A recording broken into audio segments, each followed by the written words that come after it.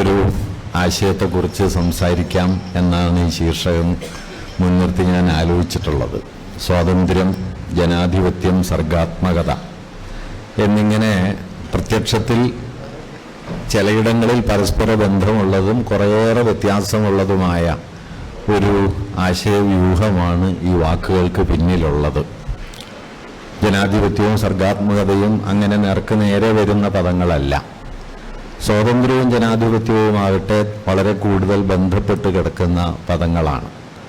ഇവയെ മുൻനിർത്തി സർഗാത്മകതയുടെ, എഴുത്തിൻ്റെ, ഭാവനയുടെ, അന്തിമമായി മനുഷ്യൻ്റെ ഒരു നൈതികമായ നിലനിൽപ്പിൻ്റെ ഉള്ളടക്കത്തെ എങ്ങനെയാണ് മനസ്സിലാക്കാൻ കഴിയുക എന്നതിനെക്കുറിച്ച് ചില ആശയങ്ങൾ ചുരുങ്ങിയ സമയം കൊണ്ട് പറയാം എന്നാണ് ഞാൻ കരുതുന്നത്. 45 മിനിറ്റാണ്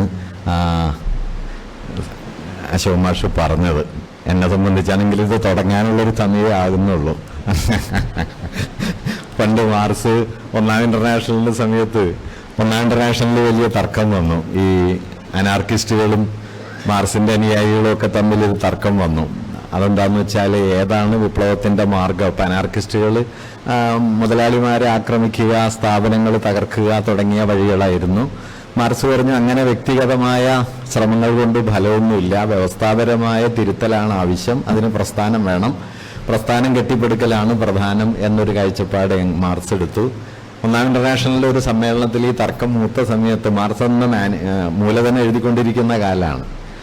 അപ്പോൾ ആ കാലത്ത് മാർക്സ് ഇന്റർനാഷണലിൻ്റെ കമ്മിറ്റികളിലൊന്നിൽ പങ്കെടുക്കാൻ പോകുമ്പോൾ എംഗൽസിനെ അയച്ചൊരു കത്തിൽ കൗതുകമുള്ളൊരു വാക്യം എഴുതിയിട്ടുണ്ട്. മാർക്സ് എഴുതുന്നത്, it is very difficult to explain the structure of capitalism in 1 or 2 hours even though we have to try it എന്നാണ്. 1 മണിക്കൂറോ 2 മണിക്കൂറോ കൊണ്ട് മുതലാളിത്തത്തിൻ്റെ ഘടന വിശദീകരിക്കൽ എളുപ്പമുള്ള കാര്യമല്ല, എന്നാലും ശ്രമിച്ചു നോക്കാം എന്ന് അദ്ദേഹം പറയുകയും അതിനുവേണ്ടി അദ്ദേഹം ഒരു ലഘുലേഖയൊക്കെ തയ്യാറാക്കി. അതാണ് പിന്നീട് പ്രസിദ്ധമായ കൂലി വില ലാഭം എന്ന ഗ്രന്ഥമായിട്ട് മാറിയത്. ചെറിയൊരു ഫാംലെറ്റാണ്, പക്ഷെ ആ സമരത്തിൽ മാർക്സ് ജയിച്ചു. ഒന്നാം ഇന്റർനാഷണൽ മാർക്സിന്റെ പൊസിഷൻ സ്വീകരിക്കുകയും ഒക്കെ ചെയ്തു. ആ ഇന്റർവെൻഷൻ വളരെ പ്രധാനമായിരുന്നു ചരിത്രത്തിൽ.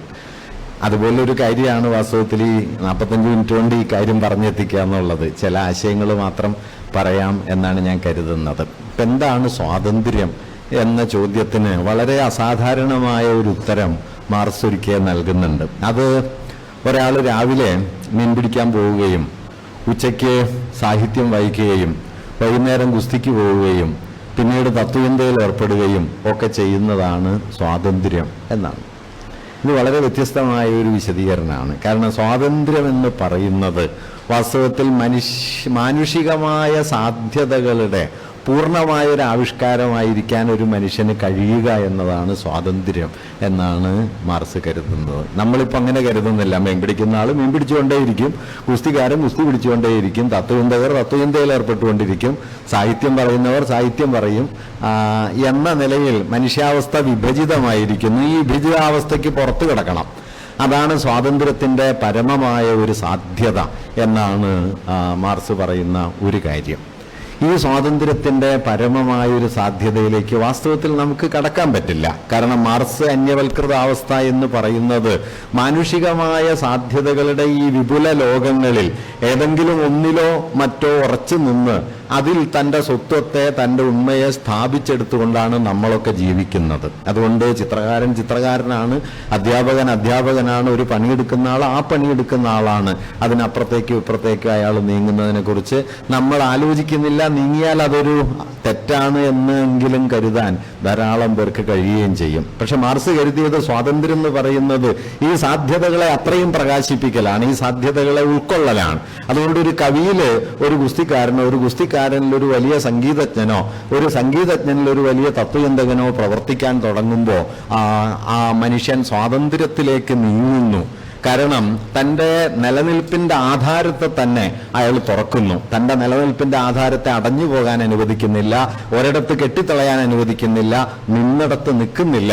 ബസവേശ്വരൻ പറഞ്ഞ പോലെ ഉറച്ചു നിന്നവർ ഒലിച്ചുപോയി, ചലിച്ചിരുന്നവർ പിടിച്ചു നിന്നു എന്നാണ്. ഈ പിടിച്ചു നിൽപ്പ്, ചലിച്ചിരിക്കാനുള്ള ശേഷി, അങ്ങനെ മാറി മാറി പോകുന്ന ഒരു വലിയ സഞ്ചാര സാധ്യത മനുഷ്യരിലുണ്ടെന്നും അതിൻ്റെ നഷ്ടമാണ് വാസ്തവത്തിൽ സ്വാതന്ത്ര്യ നഷ്ടം എന്നുമാണ് മാർക്സ് സൂചിപ്പിക്കുന്ന ഒരു കാര്യം. ഇത് പ്രധാനപ്പെട്ട ഒരു ആശയമാണ് എന്ന് ഞാൻ കരുതുന്നു. കാരണം സ്വാതന്ത്ര്യം എന്നതിനെ വാസ്തവത്തിൽ ആ ആശയത്തിന് കൈവരാവുന്ന ഏറ്റവും വിപുലമായ ഒരു അർത്ഥമണ്ഡലത്തിലേക്ക് മാർക്സ് അവിടെ കൊണ്ടുപോകാൻ ശ്രമിക്കുന്നുണ്ട്. നമ്മുടെ ഉണ്മയുടെ, നമ്മെ വലയം ചെയ്യുന്ന ധാരാളം അസ്വാതന്ത്ര്യങ്ങളുണ്ട്. അത് രാഷ്ട്രീയ ഭരണകൂടങ്ങളുടെ അസ്വാതന്ത്ര്യമാകാം, നാം ജീവിക്കുന്ന കാലത്തിൻ്റെ സാമൂഹികമായ ജാതിയോ മതങ്ങളോ അല്ലെങ്കിൽ സാമ്പത്തികമായ ഘടനകളോ ഒക്കെ രൂപപ്പെടുത്തുന്ന അസ്വാതന്ത്ര്യങ്ങളാകാം. ഈ അസ്വാതന്ത്ര്യങ്ങളുടെ എല്ലാം ഉള്ളിൽ, അതിൻ്റെ പലതരം ബലങ്ങൾക്കുള്ളിലാണ് എല്ലാ മനുഷ്യരും കഴിയുന്നത്, ഏറിയും കുറഞ്ഞും. എത്ര സ്വതന്ത്രൻ എന്ന് കരുതുന്ന ഒരാളിലും ഇമാതിരി അസ്വാതന്ത്ര്യങ്ങൾ ഉണ്ട്. നമ്മൾ എന്ത് വസ്ത്രം ധരിക്കണം, നമ്മൾ എന്ത് ഭക്ഷണം കഴിക്കണം എന്ന് ഫാഷിസ്റ്റുകൾ തീരുമാനിക്കുന്ന അസ്വാതന്ത്ര്യം, അമിതാധികാരം എന്നതുപോലെ നമ്മുടെ ആചാര പാരമ്പര്യങ്ങൾ, നമ്മുടെ ജാതി മതം, ഇതെല്ലാം ഇതിൽ ഇടപെട്ട് നമ്മുടെ ഭക്ഷണത്തെയും വസ്ത്രത്തെയും ശീലങ്ങളെയും ഒക്കെ നിയന്ത്രിച്ചു കൊണ്ടിരിക്കുന്നുണ്ട്. അതുകൊണ്ട് അസ്വാതന്ത്ര്യത്തിന്റെ ഒരു വിപുല ശൃംഖല വാസ്തവത്തിൽ മനുഷ്യാവസ്ഥയെ വലയം ചെയ്യുന്നുണ്ട് എന്നത് ഒരു വസ്തുതയാണ്. ഈ അസ്വാതന്ത്ര്യത്തെ ഭേദിക്കുകയും മനുഷ്യൻ തൻ്റെ തന്നെ ഉണ്മയെ നിത്യപരിണാമിയായ ഒന്നാക്കി മാറ്റുകയും അതിലൂടെ തന്നെ സ്വാതന്ത്ര്യത്തിൻ്റെ ഒരു ആവിഷ്കാരത്തിലേക്ക് കൊണ്ടുപോവുകയും ചെയ്യും എന്നതാണ് സ്വാതന്ത്ര്യത്തെക്കുറിച്ചുള്ള ഏറ്റവും വലിയൊരാശയമായിട്ട് മാർക്സ് മുമ്പോട്ട് വെച്ചത്. അതാണ് ഒരാൾ പലതായി ജീവിക്കുന്നു. അയാൾ രാവിലെ സാഹിത്യം വായിക്കുന്നു, പിന്നെ മീൻ പിടിക്കാൻ പോകുന്നു, ഗുസ്തിക്ക് പോകുന്നു, തത്വചിന്തയിൽ ഏർപ്പെടുന്നു, സംഗീതം കേൾക്കുന്നു. ഇതെല്ലാം ഒരാൾ ചെയ്യുകയും അതിലെല്ലാം അയാൾ ആണ്ടുമുഴുകുകയും ചെയ്യുമ്പോൾ അയാൾ മനുഷ്യ സ്വാതന്ത്ര്യത്തിലേക്ക് എത്തിച്ചേരുന്നു. അന്യവൽക്കരണത്തിന് അപ്പുറത്തേക്കുള്ള മനുഷ്യാവസ്ഥയുടെ സഞ്ചാരത്തെ മാർക്സ് ഏതാണ്ട് ഈ നിലയിൽ കാണുന്നുണ്ട്. ഇത് വളരെ പ്രധാനപ്പെട്ട ഒരു കാര്യമാണ്. കാരണം എങ്ങനെയാണ് ഒരാൾ സ്വതന്ത്രനാകുന്നത് എന്ന അടിസ്ഥാനപരമായൊരു ചോദ്യത്തിലേക്ക് ഇത് നമ്മെ കൊണ്ടുപോകുന്നുണ്ട്. സ്വാതന്ത്ര്യം എന്ന് പറഞ്ഞാൽ എന്താണ്? തൻ്റെ ഇച്ഛയുടെ ആവിഷ്കാരമാണോ സ്വാതന്ത്ര്യം എന്ന ചോദ്യം? വാസ്തവത്തിൽ ഫ്രഞ്ച് വിപ്ലവകാലം മുതൽ ജനാധിപത്യത്തെക്കുറിച്ചുള്ള ഏറ്റവും വലിയ ഒരു തർക്ക വിഷയം, ജനാധിപത്യത്തിൻ്റെ ആധാരശിലയായി പ്രബുദ്ധതയും ഫ്രഞ്ച് വിപ്ലവമൊക്കെ ഉയർത്തിക്കൊണ്ടുവന്ന മൂല്യങ്ങൾക്കിടയിലുള്ള വൈരുദ്ധ്യത്തെ എങ്ങനെയാണ് പരിഹരിക്കാൻ കഴിയുക എന്നുള്ളത് നമ്മൾ അങ്ങനെ വേണമെങ്കിൽ അഭിസംബോധന ചെയ്തിട്ടില്ലാത്തൊരു പ്രശ്നമാണ്. പ്രബുദ്ധതയുടെ കാതലായി നാം ഒക്കെ ഉയർത്തുന്ന മൂല്യങ്ങൾ ഒന്ന് സ്വാതന്ത്ര്യവും മറ്റൊന്ന് സമത്വവുമാണ്. ലിബർട്ടി, ഇക്വാലിറ്റി ആൻഡ് ഫ്രറ്റേണിറ്റി എന്നീ ആശയങ്ങളാണ്. ഇവയ്ക്കിടയിൽ വലിയൊരു വൈരുദ്ധ്യമുണ്ട്. അംബേദ്കർ അതിനെക്കുറിച്ച് പിന്നീട് അദ്ദേഹത്തിൻ്റെ ഭരണഘടനാ അസംബ്ലി ചർച്ചകളിൽ പറയുന്നുണ്ട്. പിന്നീട് അദ്ദേഹം അതിനെ വലിയ തോതിൽ അദ്ദേഹം ബുദ്ധമതത്തിലേക്ക് നീങ്ങുന്ന സമയത്ത് ഈ ആശയത്തെ വളരെ കൂടുതൽ ഉയർത്തിക്കൊണ്ടുവരികയും ചെയ്യുന്നുണ്ട്. 19-ാം നൂറ്റാണ്ടിൽ തന്നെ ഉയർന്നു വന്ന ഒരു പ്രശ്നം ഈ പ്രബുദ്ധതയുടെ ഈ രണ്ട് അടിസ്ഥാന മൂല്യങ്ങൾ, സ്വാതന്ത്ര്യം, സമത്വം എന്നീ അടിസ്ഥാന മൂല്യങ്ങൾക്കുള്ളിൽ വാസ്തവത്തിൽ നിലീനമായൊരു വൈരുദ്ധ്യമുണ്ട്. കാരണം എൻ്റെ സ്വാതന്ത്ര്യം എന്നത് സമൂഹത്തിൻ്റെ സമത്വബോധത്തെ പലപ്പോഴും ഹനിക്കാൻ പോന്നതാണ്. കാരണം എൻ്റെ സ്വാതന്ത്ര്യം അപരിമേയമായി തീരുന്നതോടെ അത് മറ്റൊരാളുടെ സ്വാതന്ത്ര്യത്തെ, മറ്റൊരാളുടെ നിലനിൽപ്പിൻ്റെ അവകാശത്തെ ഒക്കെ കവർന്നെടുക്കുന്ന നിലയിലാകാനുള്ള എല്ലാ സാധ്യതകളുമുണ്ട്. അതുകൊണ്ടാണ് അംബേദ്കർ പറയുന്നത് സമത്വമില്ലാത്ത സ്വാതന്ത്ര്യം മഹാഭൂരിപക്ഷത്തെ ചൂഷണം ചെയ്യാനുള്ളൊരു ന്യൂനപക്ഷത്തിൻ്റെ സ്വാതന്ത്ര്യമായി തീരും. അതുകൊണ്ട് സമത്വം പ്രധാനമാണ് എന്ന് ഭരണഘടനാ അസംബ്ലി ചർച്ചകളിൽ അദ്ദേഹം പറയുന്ന ഒരു കാര്യമാണ്. തിരിച്ച് സ്വാതന്ത്ര്യമില്ലാത്ത സമത്വമാകട്ടെ അത് വ്യക്തിയുടെ ഇച്ഛയെ മാനിക്കാത്തതുമാണ്. അതുകൊണ്ട് സ്വാതന്ത്ര്യം എന്നത് അപരിമേയമായി തീരുമ്പോൾ, അളവില്ലാത്തതായി തീരുമ്പോൾ അത് സമത്വത്തിനെതിരായ ഒരു ബലമായി തീരും. തിരിച്ച് സമത്വം എന്നത് അതിപ്രബലമായി തീരുമ്പോൾ വ്യക്തികളുടെ ഇച്ഛ അവിടെ ദുർബലപ്പെടുകയോ അടച്ചുപൂട്ടപ്പെടുകയോ ചെയ്യും. അതുകൊണ്ട് സ്വാതന്ത്ര്യവും സമത്വവും പുറമേ കേൾക്കുമ്പോൾ വളരെ ആദർശാത്മകമായ മൂല്യങ്ങളാണെങ്കിലും ഒരുമിച്ച് നിൽക്കുമ്പോൾ അവയ്ക്കിടയിൽ വലിയൊരു ഗാഠമായ വൈരുദ്ധ്യം നിലനിൽക്കുന്നുണ്ട് എന്ന് അദ്ദേഹം പറയുന്നുണ്ട്. ഈ വൈരുദ്ധ്യത്തെ മറികടക്കാൻ വാസ്തവത്തിൽ ആധുനികതയ്ക്കകത്ത് വലിയ വഴികളൊന്നും ഉണ്ടായിരുന്നില്ല. ഗാന്ധി അതുകൊണ്ടാണ് ഈ ഹോബ്സിയൻ എന്ന് വിളിക്കാവുന്ന ഒരു ഭരണകൂട സങ്കല്പത്തെ ഉപേക്ഷിച്ചത്. ആധുനിക രാഷ്ട്രസങ്കല്പത്തോട് ഗാന്ധി ഇടയുന്നുണ്ട്, മാർക്സൊക്കെ ഇടയുന്നുണ്ട്. ഇവരിടയുന്നതിൻ്റെ ഒരു കാരണം എന്താന്ന് വെച്ച് കഴിഞ്ഞാൽ ഈ ആധുനിക വ്യക്തിയുടെ സ്വാതന്ത്ര്യബോധം എന്ന് പറയുന്നത് വലിയൊരളവോളം വിദ്വേഷനിഷ്ഠമായ ഒന്നായിട്ടാണ് നിലക്കൊള്ളുക. ഇപ്പൊ ഹോബ്സാണ്, തോമസ് ഹോബ്സ് എന്ന് പറയുന്ന രാഷ്ട്രതന്ത്രജ്ഞനാണ് ആധുനിക രാഷ്ട്രസങ്കല്പം ഉയർത്തിക്കൊണ്ടുവന്നത്. അപ്പൊ അദ്ദേഹത്തിൻ്റെ ഒരു കാഴ്ച വായിച്ച എന്താണെന്ന് വെച്ച് കഴിഞ്ഞാൽ എല്ലാ വ്യക്തികളും സ്വാർത്ഥരാണ്. എനിക്ക് എൻ്റെ താല്പര്യം, നിങ്ങൾക്ക് നിങ്ങളുടെ താല്പര്യം, നമുക്ക് ഓരോരുത്തർക്കും നമ്മുടെ താല്പര്യം. ഈ താല്പര്യങ്ങളൊക്കെ തമ്മിൽ വൈരുദ്ധ്യമുണ്ട്. അതുകൊണ്ട് ഈ വൈരുദ്ധ്യം സാമൂഹികമായ വലിയൊരു അരാജകത്വം ആകാതിരിക്കാൻ നമ്മൾ എന്ത് ചെയ്യുന്നു എന്ന് വെച്ച് കഴിഞ്ഞാൽ എൻ്റെ സ്വാതന്ത്ര്യവും നിങ്ങളുടെ സ്വാതന്ത്ര്യവും തമ്മിലുള്ള ഒരു അതിർവരമ്പ് നിശ്ചയിക്കുകയും ഈ അതിർവരമ്പ് പാലിക്കാനായിട്ട് നമ്മുടെ സ്വാതന്ത്ര്യത്തെ നമുക്ക് മുകളിലുള്ള ഒരു ഭരണകൂട ശക്തിക്ക് കീഴ്പ്പെടുത്തുകയും ചെയ്യുന്നു. ഇതാണ് സ്റ്റേറ്റ്. മോഡേൺ സ്റ്റേറ്റ് എന്ന് പറയുന്നത് എൻ്റെ സ്വാതന്ത്ര്യം നിങ്ങൾക്കെതിരായി തീരാതിരിക്കാനും നിങ്ങളുടെ സ്വാതന്ത്ര്യം എനിക്കെതിരായി തീരാതിരിക്കാനും നമ്മൾ ഒരുമിച്ച് നമ്മുടെ സ്വാതന്ത്ര്യത്തെ ഒരു ഭരണകൂടത്തിന്റെ കീഴിൽ അടിയറ വയ്ക്കുന്നതാണ്. എന്നിട്ട് നിങ്ങൾ എന്നെ നിയന്ത്രിക്കൂ എന്ന് നമ്മൾ ഭരണകൂടത്തോട് പറയുന്നു. ഇതാണ് ഈ റൂൾ ഓഫ് ദി ലോ, നിയമവാഴ്ച എന്ന് പറയുന്നതിൽ വാസ്തവത്തിൽ ഈ ഒരു പ്രശ്നമുണ്ട്. കാരണം നമ്മളൊക്കെ അടിസ്ഥാനപരമായി സ്വാർത്ഥരാണ്. അതുകൊണ്ട് ഓൾ അഗെയിൻസ്റ്റ് ഓൾ, എല്ലാവരും എല്ലാവർക്കും എതിരെ എന്ന ഒരു തത്വത്തിന്റെ മുകളിലാണ് വാസ്തവത്തിൽ ഈ ആധുനിക ഭരണകൂട സങ്കല്പം തന്നെ നിലനിൽക്കുന്നത്. ഗാന്ധിജി ഉയർത്തിയ അതിപ്രധാനമായൊരു വിമർശനം അദ്ദേഹം ഞാനീ പറയുന്ന പദാവലികളിലൊന്നുമല്ല പറയുന്നത്. അഖിൽ ബിൽഗ്രാമി എന്നു പേരായ വലിയ മാർക്സിസ്റ്റ് ചിന്തകൻ കൂടിയായിട്ടുള്ള നമ്മുടെ കാലത്തെ വലിയ സൈദ്ധാന്തികൻ, അദ്ദേഹം അത് വിശദീകരിക്കുമ്പോൾ മനോഹരമായിട്ട് പറയുന്ന ഒരു കാര്യം എന്താണെന്ന് വെച്ചാൽ, ഗാന്ധിജി ഉയർത്തിയ വിമർശനത്തിന്റെ കാതൽ എന്താണെന്ന് വെച്ചാൽ, ഈ മനുഷ്യരില് ഈ ശത്രുതാപരമായ വൈരുദ്ധ്യങ്ങൾ മാത്രമല്ല ഉള്ളത്, അല്ലെങ്കിൽ സ്വാർത്ഥത്തിന്റെ മൂല്യങ്ങൾ മാത്രമല്ല ഉള്ളത്. എനിക്ക് നിങ്ങളിൽ നിന്ന് ഭിന്നമായ മൂല്യങ്ങൾ ഉണ്ടെന്നത് പോലെ തന്നെ അദ്ദേഹം പറയുന്ന ഒരു കാര്യം, എനിക്ക് പരിത്യാഗത്തിന്റെ ശേഷിയുണ്ട്. ഈ പരിത്യാഗം, സാക്രിഫിഷ്യൽ വാല്യൂസ്, അദ്ദേഹം പറയുന്നത് മനുഷ്യ ജീവിതത്തിൽ ഏറ്റവും ആദരണീയമായ രണ്ട് മൂല്യങ്ങൾ പരിത്യാഗത്തിൻ്റെതാണ്. അതൊന്ന് സ്നേഹത്തിൻ്റെയും മറ്റൊന്ന് വാത്സല്യത്തിൻ്റെതുമാണ്. സ്നേഹവും വാത്സല്യവും പരിത്യജിക്കാനുള്ള സന്നദ്ധത കൊണ്ടുകൂടിയാണ് ഉണ്ടാകുന്നത്. അപ്പൊ ഈ പരിത്യാഗ മൂല്യങ്ങൾ മനുഷ്യരിൽ ഉണ്ടായിരിക്കെ അതിനെ പ്രധാനമായി എടുക്കാതെ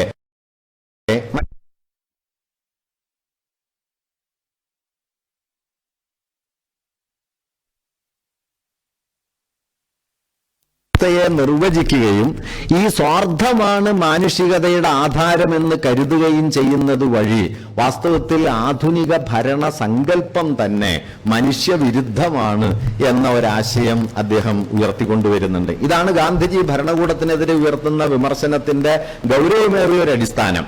ഈ അടിസ്ഥാനത്തിൽ നമ്മൾ കാണേണ്ട ഒരു കാര്യം എന്താണെന്ന് വെച്ചാൽ, മനുഷ്യൻ എന്നതിനെ എങ്ങനെ കാണണം എന്നൊരു അടിസ്ഥാന പ്രശ്നം. എന്താണ് മനുഷ്യൻ? മനുഷ്യൻ എന്ന് പറയുന്നത്, ഈ ഞാൻ നേരത്തെ പറഞ്ഞതുപോലെ എൻ്റെ സ്വാതന്ത്ര്യം അളവില്ലാതാകുമ്പോൾ നിങ്ങളുടെ സമത്വത്തെ ഹനിക്കുന്ന, സമൂഹം സമത്വപൂർണമായി തീരുമ്പോൾ എൻ്റെ സ്വാതന്ത്ര്യം പരിമിതപ്പെടുന്ന ഒന്നാണോ യഥാർത്ഥത്തിൽ മനുഷ്യാവസ്ഥ? യഥാർത്ഥത്തിൽ മനുഷ്യാവസ്ഥ അങ്ങനെയല്ല. അങ്ങനെയല്ല എന്ന് പറയാൻ കാരണം, മനുഷ്യാവസ്ഥ എന്നതിനെ നാം വളരെ ഇൻഡിവിജ്വലിസ്റ്റിക്കായ വ്യക്തിനിഷ്ഠമായ ഒരു സത്താരൂപത്തിൽ സങ്കല്പിക്കുന്നതിൻ്റെ അനന്തരഫലമാണ് ഇത്. കാരണം ഒരു വ്യക്തി അതിൽ തന്നെ പൂർണ്ണതയുള്ള ഒന്നാണെന്നും മറ്റൊരാള് അയാളിൽ തന്നെ പൂർണ്ണതയുള്ള ഒന്നാണെന്നും ഇവ തമ്മിൽ രണ്ട് ലോകങ്ങളാണ് എന്നും കരുതുന്നതോടെ ഇവർക്കിടയിൽ അനിവാര്യമായൊരു വൈരുദ്ധ്യം രൂപപ്പെടും. ഈ വൈരുദ്ധ്യത്തെ പരിഹരിക്കാൻ വ്യക്തി എന്ന സങ്കല്പത്തെ പുനർനിർമ്മില്ല. ഞാനൊരു റിലേഷനാണ്. അത് മനസ്സിലാവാൻ ഇത്രയും സങ്കീർണതയൊന്നും വേണ്ട. നമ്മളൊക്കെ സംസാരിക്കുന്നത് ഭാഷയിലാണ് എന്ന് മനസ്സിലാക്കുകയും ഭാഷയിലൂടെയാണ് നാം ലോകത്തെ അറിയുന്നതും അനുഭവിക്കുന്നതും എന്ന് മനസ്സിലാക്കുകയും ഈ ഭാഷയാകട്ടെ മറ്റൊരാളില്ലെങ്കിൽ അസാധ്യമാണ് എന്ന് മനസ്സിലാക്കുകയും ചെയ്താൽ മനുഷ്യാവസ്ഥ അതിൽ തന്നെ സാമൂഹികമാണ് എന്നത് വളരെ വ്യക്തമാവും. ഇപ്പൊ ഞാൻ സംസാരിക്കുന്ന ഭാഷ എൻ്റെ ഉള്ളിലുള്ളതല്ല, നിങ്ങൾ സംസാരിക്കുന്ന ഭാഷ നിങ്ങളുടെ ഉള്ളിലുള്ളതല്ല. നമുക്കിടയിൽ ഒരു എഗ്രിമെന്റ് ആണ് ഈ ഭാഷ. അതുകൊണ്ട് നമ്മളുണ്ടാവുക, നമുക്കിടയിൽ ഉടമ്പടികൾ ഉണ്ടാവുക. ആ ഉടമ്പടികളിലൂടെ ഞാൻ സംസാരിക്കുക, നിങ്ങളും സംസാരിക്കുക. ഞാൻ എന്നെയും മനസ്സിലാക്കുന്നു, ഞാൻ നിങ്ങളെയും മനസ്സിലാക്കുന്നു, നിങ്ങൾ നിങ്ങളെ മനസ്സിലാക്കുന്നു, നിങ്ങൾ ലോകത്തെ മനസ്സിലാക്കുന്നു. അതുകൊണ്ടൊരു സമൂഹ ബന്ധമായിട്ടാണ് വാക്കിലാണ് മനുഷ്യബോധം. അതുകൊണ്ട് മനുഷ്യനായിരിക്കുക എന്ന് പറയുമ്പോൾ ഭാഷയിലായിരിക്കുക എന്ന അർത്ഥമുണ്ട്. ഭാഷയിലായിരിക്കുക എന്ന് പറയുന്ന സമയത്ത് സാമൂഹിക ബന്ധങ്ങൾക്കുള്ളിലായിരിക്കുക എന്നും അർത്ഥമുണ്ട്. ഇങ്ങനെ ആധുനികത ജന്മം നൽകിയ സുദൃഢമായ ഏകാത്മകമായ മനുഷ്യാവസ്ഥ എന്ന സങ്കല്പത്തെ അടിസ്ഥാന തലത്തിൽ വിമർശിച്ചുകൊണ്ടല്ലാതെ ദുരധികാരത്തെ ചെറുക്കാൻ പറ്റില്ല എന്നതായിരുന്നു മാർക്സ് ഉയർത്തിയ പ്രധാനപ്പെട്ട കാഴ്ച. ഗാന്ധി ഇങ്ങനെയുള്ള പദാവലികളൊന്നും ഉപയോഗിച്ചിട്ടില്ലെങ്കിലും ഗാന്ധി ഉയർത്തിയ അടിസ്ഥാന ഭരണകൂട വിമർശനം ഈ പോയിന്റിൽ ഊന്നിയിട്ടാണ്. ഞാനിത് ഇത്രയും പറയാൻ കാരണം എന്താണെന്ന് വെച്ച് കഴിഞ്ഞാൽ, അതുകൊണ്ട് സ്വാതന്ത്ര്യത്തിനും സമത്വത്തിനും ഇടയിലുള്ള വൈരുദ്ധ്യത്തെ, ഉണ്ടെന്ന് സങ്കല്പിക്കപ്പെടുന്ന വൈരുദ്ധ്യത്തെ നമുക്ക് എങ്ങനെയാണ് പരിഹരിക്കാൻ കഴിയുക എന്ന് ചോദിച്ചാൽ അതിനുള്ള ശരിയായ ഒരു ഉത്തരം മാർക്സ് പറഞ്ഞ ആ വാക്യമുണ്ടല്ലോ, സാമൂഹിക ബന്ധങ്ങൾ. ആ സാമൂഹിക ബന്ധങ്ങളെ നമ്മുടെ ഉണ്മയുടെ ആധാരമാക്കി തീർക്കുക. നാരായണഗുരുവിന്റെ ഭാഷയിൽ പറഞ്ഞാൽ അപരത്തോട് ഉന്മുഖമായിരിക്കുക. ഈ അപരോന്മുഖത്വം എന്ന് പറയുന്നത് ഒരു സാങ്കേതിക കാര്യമല്ല. നമ്മളെ നമ്മളാക്കി തീർക്കുന്ന ബന്ധങ്ങളെ നാം നമ്മുടെ ആത്മബോധത്തിന്റെ ഭാഗമാക്കുന്നതിനെയാണ് അപരോന്മുഖത എന്ന് പറയുന്നത്. അല്ലാതെ അപരോന്മുഖത, ഞാനിങ്ങനെയൊക്കെ പറയുമ്പോൾ പലപ്പോഴും നമ്മുടെ കോമ്രേഡ്സ് ഒക്കെ തന്നെ പറയും, ഇയാളൊരു പെറ്റി ബൂർഷ ആശയല്ലേ പറഞ്ഞുകൊണ്ട് നടക്കണത്, ഈ കരുണയൊക്കെ കൊണ്ട് നടന്നിട്ട് വല്ല കാര്യമുണ്ടോ എന്നൊക്കെ ധാരാളം ചീത്ത ഞാൻ കേൾക്കുന്നുണ്ട് കേട്ടോ. അത് നീ കേൾക്കും. എങ്കിലും ഞാൻ പറയാണ്, ഈ അപരോന്മുഖത എന്ന് പറയുന്നത് ഒരു സൗജന്യമല്ല. അപരോന്മുഖത എന്ന് പറയുന്നത് ഒരു മനുഷ്യനെ മനുഷ്യനാക്കി തീർക്കുന്ന സാമൂഹികമായ ബന്ധങ്ങളെ തൻ്റെ ആത്മബോധത്തിന്റെ ഭാഗമാക്കുന്നതാണ് അപരോന്മുഖത. അതുകൊണ്ട് മനുഷ്യാവസ്ഥയുടെ ശരിയായ തിരിച്ചറിവാണ് ഈ അപരോന്മുഖത. അതുകൊണ്ടാണ് അപരപ്രിയത്വം എന്ന് പറയുന്നത് വളരെ പ്രധാനപ്പെട്ട ഒരു നൈതിക നിലപാടായി തീരുന്നത്. അതൊരു സൗജന്യമല്ല, അതൊരു ഔദാര്യ ബുദ്ധിയും അല്ല, അതൊരു നൈതിക നിലപാടാണ്. ആ നൈതിക നിലപാടിനെ നമുക്ക് എങ്ങനെയാണ് ഒരനുഭവ മണ്ഡലമാക്കാൻ പറ്റുക? എങ്ങനെയാണ് നമുക്കതിനെ ഒരനുഭവ മണ്ഡലമാക്കാൻ പറ്റുക എന്ന് ചോദിച്ചാൽ അതിനുള്ള ഒരു സാധ്യത വാസ്തവത്തിൽ ഈ സാഹിത്യത്തിൽ, കലയിൽ, സർഗാത്മകതയിൽ ഉണ്ട് എന്നതാണ് ഒരുപക്ഷെ സർഗാത്മകതയുടെ മൗലികമായ ഒരു വിമോചന മൂല്യം. കല എന്തുകൊണ്ട് വിമോചകമായിരിക്കുന്നു എന്ന് ചോദിച്ചാൽ അത് വിമോചന മുദ്രാവാക്യങ്ങൾ പ്രത്യക്ഷമായി വിളിച്ചു പറയുന്നത് കൊണ്ട് മാത്രമാവണമെന്നില്ല. അങ്ങനെ ചെയ്യാം. സവിശേഷമായ കാലങ്ങളിൽ വിമോചനത്തിന്റെ ആശയാവലികൾ നേർക്കുനേരെ വിളിച്ചു പറഞ്ഞ് ഒരു സമൂഹത്തെ ചലനോന്മുഖമാക്കുകയും അന്ന് നിലനിൽക്കുന്ന ദുരധികാരത്തിനെതിരായ ചെറുത്തുനിൽപ്പിന്റെ ഉപാധിയായി കലയെ മാറ്റിത്തീർക്കുകയും ഒക്കെ ചെയ്ത വലിയ എഴുത്തുകാരുണ്ട്. അതൊരു പ്രധാന രീതിയുമാണ്. പക്ഷേ അതുമാത്രമാണ് കലയുടെ വിമോചക മൂല്യം എന്ന് നാം തെറ്റിദ്ധരിക്കരുത്. കല അതിനേക്കാൾ ആഴത്തിൽ വിമോചകമായിരിക്കുന്ന ഒരു സന്ദർഭം എന്താന്ന് വെച്ചാൽ, അല്ലെങ്കിൽ അടിസ്ഥാന സന്ദർഭം എന്താന്ന് വെച്ചാൽ, കല ഒരു വ്യക്തിയെ അയാളിൽ നിന്ന് മോചിപ്പിക്കുന്നു എന്നതാണ്. നമ്മെ നമ്മിൽ നിന്ന് മോചിപ്പിക്കും. നമ്മുടെയൊക്കെ ജീവിതത്തിന്റെ ആധാരഹേതു നമ്മളാണ്. ഞാൻ ചെയ്യുന്ന എല്ലാ പ്രവൃത്തിയുടെയും ഉള്ളിൽ ഞാനുണ്ട്. പക്ഷെ ഞാൻ വായിക്കുന്ന ഒരു കൃതിയിൽ ഞാനില്ല. ഞാൻ വായിക്കുന്ന കൃതിയിൽ മനുഷ്യവംശത്തിന്റെ അനന്തഭേദങ്ങളുണ്ട്. അതിലേക്ക് കടന്നു നിൽക്കുകയാണ് ചെയ്യുന്നത്. അതുകൊണ്ട് ഒരു കൃതി വായിക്കുന്ന സമയത്ത്, ഒരു കലയിൽ പങ്കുചേരുന്ന സമയത്ത് ആ പങ്കുചേരലിനുള്ള സവിശേഷത അത് സംജ്ഞാപരമായിട്ടോ സമ്പർക്കപരമായിട്ടോ സങ്കല്പനപരമായിട്ടോ അല്ല, മറിച്ച് അനുഭൂതിനിഷ്ഠമായിട്ടാണ് എന്നതാണ്. നിങ്ങളല്ലാത്ത ഒരു ജീവിതത്തിന്റെ അനുഭവ ലോകങ്ങളിലൂടെ കടന്നു പോവുകയും നമ്മളൊക്കെ നമ്മുടെ ജീവിതത്തിന്റെ അനുഭവ മണ്ഡലങ്ങൾക്ക് അപ്പുറത്തേക്ക് കടന്നു നിൽക്കുകയും നമ്മിൽ നിന്ന് വിമോചിതരായി തീരുകയും ചെയ്യുന്നു എന്നത് കല നൽകുന്ന, സർഗാത്മകത നൽകുന്ന വലിയൊരു വിമോചന സാധ്യതയാണ്. ഈ വിമോചന സാധ്യതയെ ചെറുതായി കണ്ടുകൂടാ. കാരണം മനുഷ്യന് മറ്റെന്തെങ്കിലും ഒരു ഉപാധി ഇതേ അളവിൽ അവരവരിൽ നിന്ന് മോചിപ്പിക്കപ്പെടാൻ സാധാരണ നിലയിലില്ല. നിങ്ങൾക്ക് ദാർശനികമായി അത് ചെയ്യാം, രാഷ്ട്രീയമായി അത് ചെയ്യാം. അങ്ങനെയൊക്കെ ചെയ്യുമ്പോൾ നാം പലപ്പോഴും സങ്കല്പനപരമായി ആശയവ്യവസ്ഥകൾ എന്ന നിലയ്ക്കാണ് നാം സാർവദേശീയത എന്ന് പറയുന്നത്. മറിച്ച് ലോകത്തിന്റെ ഏതോ കോണിലുള്ള ഒരു മനുഷ്യന്റെ ജീവിതത്തിന്റെ കയറ്റിറക്കങ്ങളിലൂടെ സഞ്ചരിക്കുകയും അതിന്റെ വികാരഭരിതമായ അനുഭവ മണ്ഡലങ്ങളിലൂടെ നാം സഞ്ചരിക്കുകയും നാം മറ്റൊരാളായി തീരുകയും ചെയ്യുന്നു. അയാളുടെ ജീവിതത്തിന്റെ ഒരംശം നമ്മുടെ ജീവിതത്തിന്റെ ഭാഗമായി തീരുകയും ചെയ്യുന്നു. അങ്ങനെ നാം പാർക്കുന്ന നമ്മുടെ ഉണ്മയുടെ ആധാരഹേതുവായിരിക്കുന്ന ഒരു ചെറിയ ലോകത്തെ, ഇത്തിരി വട്ടത്തെ ലോകത്തോളം വലുതാക്കുന്നു. ഇത് കല തരുന്ന വലിയൊരു സാധ്യതയാണ്. കല എന്താണ് ചെയ്യുന്നതെന്ന് ചോദിച്ചാൽ വാസ്തവത്തിൽ ഈ ഒരു വിമോചനമാണ്. ഈ വിമോചനം വളരെ പ്രധാനമാണ്. അതുകൊണ്ട് സാഹിത്യം എന്ന് പറയുന്നത് നമ്മുടെ ഇപ്പോഴത്തെ ഉപയോഗവാദ യുക്തിയുടെ ഒരു ഘട്ടത്തിൽ സാഹിത്യം ഒരു പ്രയോജനമില്ലാത്ത കാര്യമാണ്.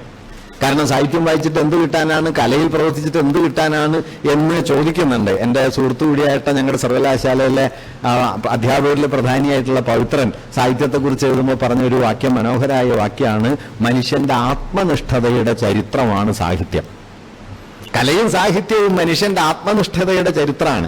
മനുഷ്യനൊരു ജന്തുവായിട്ട് ജീവിക്കുകയല്ല, മനുഷ്യർ അനുഭവങ്ങളിൽ ജീവിക്കുന്നു. ഈ അനുഭവങ്ങൾ പങ്കുവെക്കപ്പെടുന്നു, പങ്കുവെക്കപ്പെട്ട അനുഭവങ്ങളിലൂടെ കടന്നുപോകുന്നു. അങ്ങനെ കടന്നുപോയിട്ട് തന്നെ വലുതാക്കിക്കൊണ്ടിരിക്കുന്നു, തൻ്റെ അതിർത്തികളെ തന്നെ പൊട്ടിക്കുന്നു. തൻ്റെ അതിർത്തികളെ പൊട്ടിക്കാനായിട്ട് നമുക്ക് നമ്മുടെ കയ്യിൽ എന്ത് ഉപാധിയായിട്ടുണ്ട് എന്നാലോചിച്ചാൽ അതിൻ്റെ അടിസ്ഥാനപരമായ പേര് സർഗാത്മകത എന്നതാണ്. സർഗാത്മകതയുടെ വലിയ സാധ്യത അതാണ്. അതല്ലാതെ അത് നമ്മെ രസിപ്പിക്കുക മാത്രം ചെയ്യുന്ന, ആസ്വാദന മൂല്യം മാത്രം പകരുന്ന ഒന്നല്ല, വിമോചക മൂല്യമുള്ള ഒന്നായി കല മാറുന്നത് ഈ തലത്തിൽ കൂടിയാണ്. അങ്ങനെ വരുമ്പോൾ കല എന്ത് ചെയ്യുന്നു? ഒരു വ്യക്തിയുടെ അനുഭവ ലോകത്തെ അയാളുടെ വ്യക്തിപരമായ അനുഭവ മണ്ഡലങ്ങൾക്ക് അപ്പുറത്തേക്ക് കൊണ്ടുപോവുകയും അപരമെന്നതിന് വാസ്തവത്തിൽ അയാളുടെ പരിചയസീമയിലുള്ള 4-5 ആളുകളല്ല, അയാളുടെ ബന്ധവലയമല്ല, ബന്ധുമിത്രാദികളല്ല, മനുഷ്യവംശത്തോളം വലിയ ഒരു അപരോന്മുഖത ഈ കല നമുക്ക് വാഗ്ദാനം ചെയ്യും. അതുകൊണ്ട് ഉന്നതമായ കലയും ഉന്നതമായ രാഷ്ട്രീയവും ചെന്ന് തൊടുന്ന അന്തിമമായ ഏകബിന്ദു വാസ്തവത്തിൽ ഈ അപരോന്മുഖതയും അത് പകരുന്ന ഒരു നീതിബോധവുമാണ് എന്ന് പറയാം. ഇത് വളരെ പ്രധാനപ്പെട്ട ഒരു കാര്യമാണ്. നിങ്ങളൊരു കുറ്റവാളിയുടെ എന്താ പറയുക സമർപ്പണവാക്യം വായിച്ച് മനുഷ്യവംശത്തിന്റെ മുഴുവൻ യാതനകളെ കുറിച്ചും തിരിച്ചറിയും എന്നതാണ് കുറ്റവും ശിക്ഷയും നമുക്ക് തരുന്ന ഒരു വാഗ്ദാനം. റാസ്കോൾനിക്കോവ് സോണിയയുടെ മുമ്പിൽ മുട്ടുകുത്തിയിട്ട് പറയും, നിന്റെ മുമ്പിലല്ല, യാതന അനുഭവിക്കുന്ന മുഴുവൻ മനുഷ്യവംശത്തിന്റെയും മുമ്പിലായിട്ട് ഞാൻ മുട്ടുകുത്തുന്നു എന്ന ആ വാക്യമാണ് 19-20 നൂറ്റാണ്ടുകളിൽ എഴുതപ്പെട്ട ഏറ്റവും മഹിമയുറ്റ മനുഷ്യവാക്യങ്ങളിൽ ഒന്ന്. അത് അത്ര വലുതാണ്. അത്ര വലുതായിരിക്കുന്നത് ആ വാക്യം പറഞ്ഞത് ഒരു കുറ്റവാളിയാണ്, അത് പറഞ്ഞത് വ്യഭിചാരത്തിൽ ജീവിക്കേണ്ടി വരുന്ന ഒരു പെൺകുട്ടിയോടാണ്. പക്ഷെ മനുഷ്യ മഹിമയുടെ മുഴുവൻ പ്രാകാരങ്ങളെയും നിങ്ങൾക്ക് ആ വാക്യത്തിൽ കാണാൻ പറ്റും, അതിലൂടെ സഞ്ചരിക്കാൻ പറ്റും. അത് നമ്മെ തുറക്കും. ഈ തുറസാണ് കല തരുന്നൊരു സാധ്യത. ആ തുറസ് അടഞ്ഞു പോയി കഴിഞ്ഞാൽ നമ്മളൊക്കെ വൈലോപ്പിള്ളി പറഞ്ഞ പോലെയാവും, ഇത്തിരി വട്ടം മാത്രം കാണുന്നവർ, ഇത്തിരി വട്ടം ചിന്തിക്കുന്നവർ. അതുകൊണ്ട് ഇത്തിരി വട്ടങ്ങളിൽ നിന്നുള്ള മനുഷ്യന്റെ വലിയ വിമോചന സാധ്യതയാണ് സർഗാത്മകത വാഗ്ദാനം ചെയ്യുന്നതെന്നും ആ സർഗാത്മകതയുടെ ഈ ശേഷിയാണ് അതിനെ അടിസ്ഥാനപരമായി വിധ്വംസകമാക്കുന്നതോ വിപ്ലവപരമാക്കുന്നതോ എന്നും കൂടി നാം ഓർക്കേണ്ടതുണ്ട്. അതുകൊണ്ട് നല്ല കലയോട് എപ്പോഴും ദുരധികാരം ഏറ്റുമുട്ടിക്കൊണ്ടിരിക്കും. കാരണം നല്ല കല ഉറപ്പിച്ചു നിർത്തുകയല്ല, നല്ല കല ഇളക്കിക്കൊണ്ടിരിക്കുകയാണ് ചെയ്യുക, ഉറച്ചതിന് ഇളക്കാണ് ചെയ്യുക. അടിയിളക്കങ്ങൾ ഉണ്ടാക്കും. നിങ്ങൾ ഉറച്ചു നിൽക്കുന്ന ഒരു വാക്ക്, ഇപ്പൊ മിഖായേൽ ബക്തിൻ എന്ന് പറയുന്ന 20-ാം നൂറ്റാണ്ടിലെ വലിയ സംസ്കാര ചിന്തകൻ, ഭാഷാ പണ്ഡിതൻ, അദ്ദേഹം വാക്കിനെ കുറിച്ച് പറയുമ്പോൾ മനോഹരമായ ഒരു കാര്യം പറയുന്നുണ്ട്. അദ്ദേഹം പറയുന്നത് വാക്കിന് ഒരു ആന്തര ജീവിതമുണ്ട്. എന്താന്ന് വെച്ച് കഴിഞ്ഞാൽ അതൊരു കേന്ദ്രത്തിലേക്ക്, വ്യവസ്ഥാപിതമായ ഒരു ക്രമത്തിലേക്ക് വാക്കിനെ കൊണ്ടുവരാനായ ശ്രമങ്ങൾ ഏത് ഭാഷയിലും നടക്കും. നിഘണ്ടുക്കൾ, ഉച്ചാരണക്രമങ്ങൾ, വാക്യഘടന, വ്യാകരണ വ്യവസ്ഥ, ഇതെല്ലാം ഭാഷയെ മെരുക്കുന്ന വഴികളാണ്. അങ്ങനെ ഭാഷയെ മെരുക്കി ഇന്നതാണ് ഈ വാക്കിന്റെ അർത്ഥം, ഇന്ന രീതിയിലാണ് പറയേണ്ടത്, ഇന്നതാണ് പ്രയോഗക്രമം എന്നെല്ലാം പറയും. അങ്ങനെ ഭാഷയെ മെരുക്കി സുനിശ്ചിതത്വത്തിലേക്ക് കൊണ്ടുവരുന്ന ഒരു കേന്ദ്രാധികാരം ഭാഷയിൽ പ്രവർത്തിച്ചുകൊണ്ടിരിക്കെ തന്നെ മനുഷ്യർ ഭാഷയിൽ പ്രവർത്തിച്ചതിനെ വേറെ ആക്കി കളയും. നിങ്ങൾ പറഞ്ഞുണ്ടാക്കി ഉറപ്പിച്ചു നിർത്തിയ ഒരർത്ഥത്തെ ഒരു കവിതയില് കവി വേറെയാക്കി കളയും, കവി നേരെ വിപരീതാക്കി കളയും. പണ്ടാ വടക്കേ ചിറയൊന്ന് കണ്ടാൽ കുളിച്ചിടണം എന്ന് തോന്നും, പണ്ടാരമാം വാഴ്ചയിൽ ഇന്ന് അതൊന്ന് കണ്ടാൽ കുളിച്ചിടണം എന്ന് തോന്നും എന്ന് എഴുതിയിട്ട് വൈലോപ്പിള്ളി ഒരു വാക്കിനെ വിപരീതാക്കും.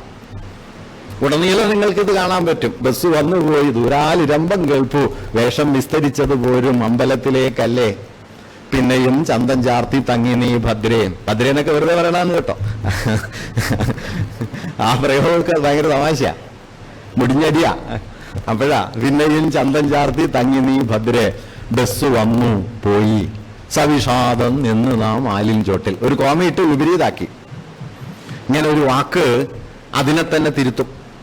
അങ്ങനെ ഒരു വാക്കിനെ അർത്ഥം കൊണ്ട് ഉറപ്പിക്കുമ്പോൾ, പ്രയോഗം കൊണ്ട് ഉറപ്പിക്കുമ്പോൾ, ആശയം കൊണ്ട് ഉറപ്പിക്കുമ്പോൾ അങ്ങനെ ഉറച്ച ഒരു ലോകത്തിന്റെ ഉള്ളിലെ വൈരുദ്ധ്യങ്ങളെ പുറത്തു കൊണ്ടുവന്ന് ഈ ഉറച്ച ലോകത്തെ അസ്ഥിരപ്പെടുത്തുകയും അതിനപ്പുറത്തേക്ക് അനുഭവത്തെ തുറക്കുകയും അങ്ങനെ മനുഷ്യരുടെ ഈ അനുഭവ മണ്ഡലത്തെ വലുതാക്കി കൊണ്ടുവരിക. അങ്ങനെ വലുതാക്കി കൊണ്ടുവന്ന് രാഷ്ട്രങ്ങളാകട്ടെ, ഭരണകൂട സങ്കല്പങ്ങളാകട്ടെ, നീതിബോധമാകട്ടെ, സദാചാരമാകട്ടെ, ഇത്തരത്തിൽ വ്യവസ്ഥാപിതമായി തീർന്ന അനുഭവ ഘടനകളെ അസ്ഥിരപ്പെടുത്തുകയും മനുഷ്യ സ്വാതന്ത്ര്യത്തെ അപരോന്മുഖത കൊണ്ട് കൂടുതൽ വിപുലമാക്കുകയും ചെയ്യുക എന്നതാണ് സർഗാത്മകത, കല നൽകുന്ന വലിയൊരു സാധ്യത. അതുകൊണ്ട് കല ആളുകളെ രസിപ്പിക്കുക മാത്രമല്ല ചെയ്യുന്നത്, കല ആളുകളെ മോചിപ്പിക്കുന്നുണ്ട്. ഇത് കൂടുതൽ ഉറപ്പിച്ച് പറയണമെന്നാണ് ഞാൻ കരുതുന്നത്. കാരണം കല കൊണ്ട് ഒരു പ്രയോജനമില്ല. ഇത് പഠിച്ചതുകൊണ്ട് നിങ്ങൾക്ക് എന്തെങ്കിലും ഒരു പണി കിട്ടാൻ സാധ്യതയില്ല, ഒരു പണിയും നിങ്ങൾക്ക് മനസ്സിലാവില്ല. വെറുതെ ഇരുന്ന് വാചകടിക്കുന്ന ഒരു കൂട്ട ഏർപ്പാടാണ് ഈ സാഹിത്യവും കല എന്ന് കരുതുന്ന ഉപകരണവാദികളുടെ ഒരു വലിയ ലോകം വരുന്ന സമയത്ത് വാസ്തവത്തിൽ കലയുടെ അടിസ്ഥാന ധർമ്മം വളരെ പ്രധാനമാണ്. കാരണം ഇത് നഷ്ടപ്പെടുമ്പോൾ വാസ്തവത്തിൽ നിങ്ങൾക്ക് മനുഷ്യർക്ക് തങ്ങളല്ലാത്തതിലേക്ക് സംക്രമിക്കാനുള്ള ഒരു സാധ്യതയാണ് അടഞ്ഞു പോകുന്നത്. മനുഷ്യരെപ്പോഴാണ് വലുതായിത്തീരുന്നത് തന്നിൽ നിന്ന് പുറത്തു കിടക്കുമ്പോഴാണ്. ഈ പുറത്തു കിടക്കാനായിട്ടുള്ള ഏറ്റവും പ്രധാനപ്പെട്ട വഴിയാണ് ഈ സർഗാത്മകതയുടെ വഴി എന്ന് പറയുന്നത്. അത് അടഞ്ഞു പോയിക്കൂടാ. കാരണം അത് നമ്മളെ തുറക്കുകയാണ് ചെയ്യുന്നത്, അധികാരം അടക്കുകയാണ് ചെയ്യുന്നത്. അതുകൊണ്ട് അടച്ച അധികാരത്തിനെതിരെ മനുഷ്യരെ തുറക്കുന്ന ഒരു വലിയ സാധ്യത, അതുവഴി താനല്ലാത്തവരുമായി തൻ്റെ ജീവിതം പങ്കുവെക്കാൻ, തൻ്റേതല്ലാത്തതിലേക്ക് സ്വയം കടന്നു നിൽക്കാൻ, അങ്ങനെ മറ്റൊരു ഭാഷയിൽ പറഞ്ഞാൽ അപരത്തിൻ്റെ ആതിഥേയത്വം ഏറ്റെടുത്ത ആത്മമായി, മറ്റൊന്നിനെ ഏറ്റെടുക്കുന്ന ആത്മമായി, താനായി തന്നെ നിറയുന്നതല്ല, താനല്ലാത്തവരാൽ പൂരിതമായ ആത്മമായി തന്നെ മനസ്സിലാക്കാൻ, ഈ ലോകം വന്ന് നിറഞ്ഞതാണ് ഞാൻ എന്ന് മനസ്സിലാക്കാൻ, അല്ലാതെ ഞാനങ്ങ് നിറയുന്നതല്ല ലോകം.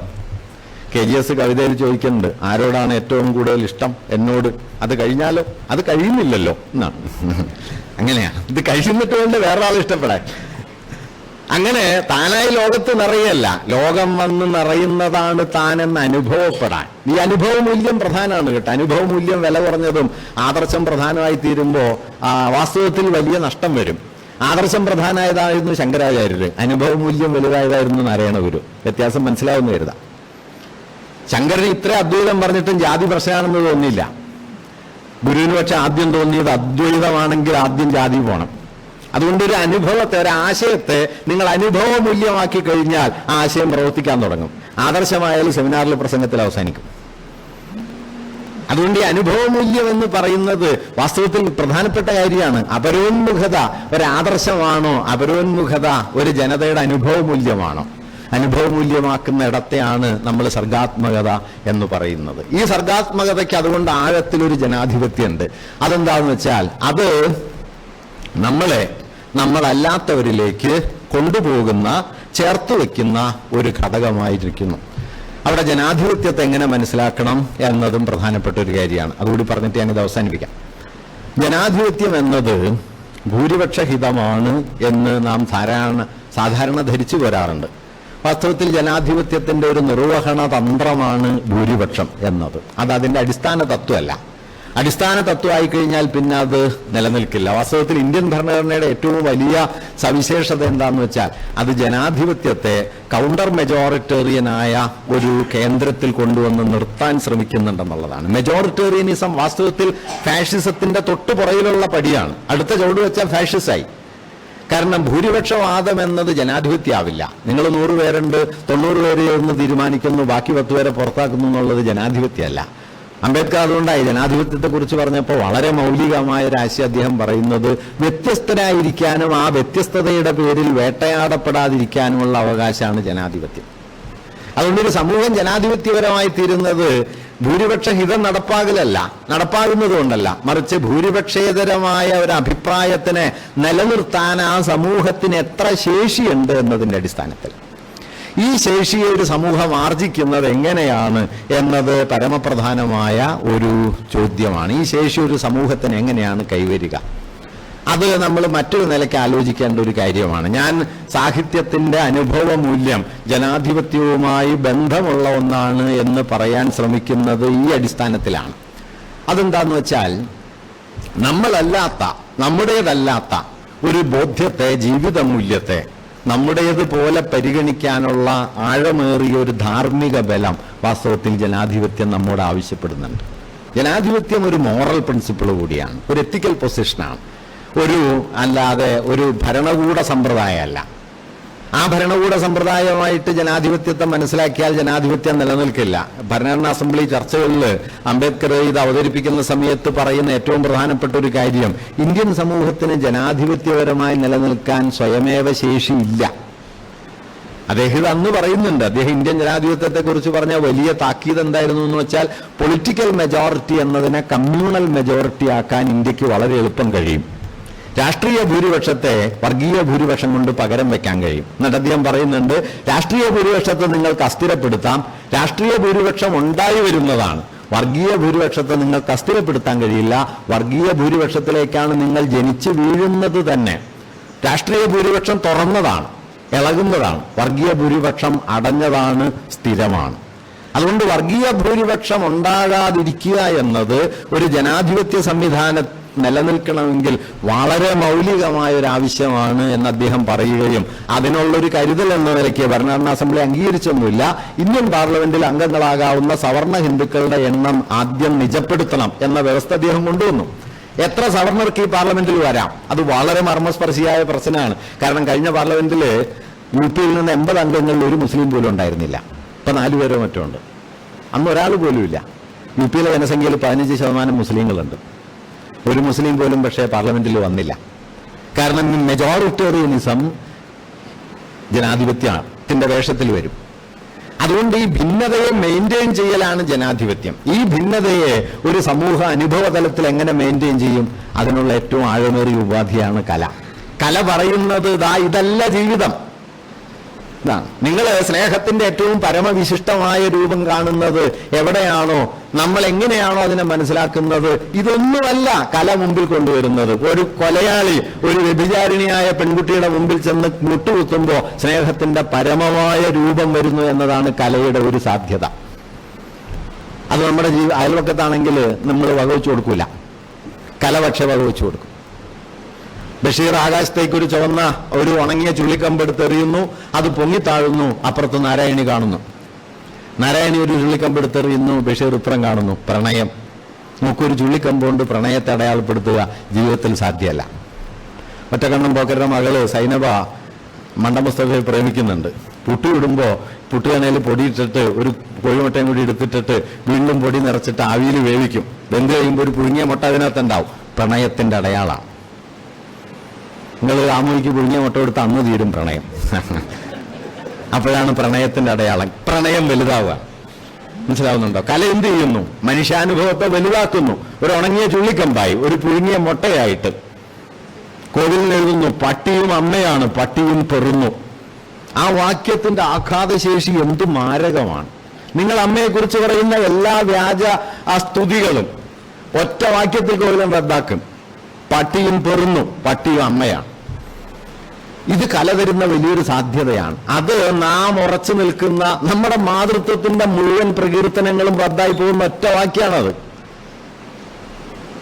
ഞാൻ പറയുന്നത് ഇങ്ങനെ നമ്മുടെ ധാരണകളെ അസ്ഥിരപ്പെടുത്തിക്കൊണ്ട് അഥവാ അതിന്റെ അതിർത്തികളെ നിരന്തരം വലുതാക്കിക്കൊണ്ട് നമ്മുടേതല്ലാത്ത അനുഭവങ്ങളിലേക്ക് നമ്മെ നിരന്തരം കടത്തി നിർത്തുന്ന മനുഷ്യന്റെ ഏറ്റവും വലിയ സാധ്യതയെയാണ് വാസ്തവത്തിൽ നമ്മൾ സർഗാത്മകതയായി കാണേണ്ടത്. അതല്ലാതെ ഒരാൾക്ക് കവിത എഴുതാനോ പാട്ടുപാടാനോ നോവൽ എഴുതാനോ ഉള്ള ശേഷി, ഞാനത് കുറച്ച് കാണുകയല്ല, ആ ശേഷിയാണെന്നോ അത് നൽകുന്ന സൗന്ദര്യമാണെന്നോ മാത്രം ചുരുക്കി കണ്ടാൽ ഇത് നമ്മുടെ എന്തൊരു സ്വകാര്യ ഏർപ്പാടാണെന്ന് കരുതുകയും ധരിക്കുകയും ഇതിന്റെ സാമൂഹിക അർത്ഥങ്ങൾ, ഇതിന്റെ സാമൂഹിക ഫലം തിരിച്ചറിയപ്പെടാതെ പോവുകയും ചെയ്യും.